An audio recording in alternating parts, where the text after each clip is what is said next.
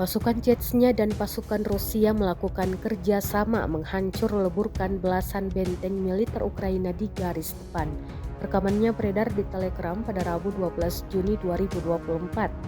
Dalam keterangan unggahan disebutkan Rusia melakukan penghancuran besar-besaran terhadap posisi militer Ukraina di daerah Belogorovka. Mereka yang beroperasi kali ini yakni pasukan khusus Ahmad Chechnya bersama dengan detasemen Kolkla dan kompi pengintai dari Brigade ke-7 Mironovsky, Rusia.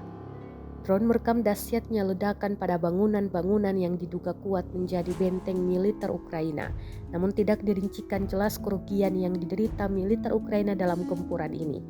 Perang Rusia-Ukraina yang telah berkecamuk selama lebih dari 2 tahun mengakibatkan kerusakan dan kerugian yang besar. Ukraina sebagai negara yang menjadi korban invasi militer Rusia pun harus menanggung beban berat untuk bisa bertahan melawan gempuran yang kian brutal.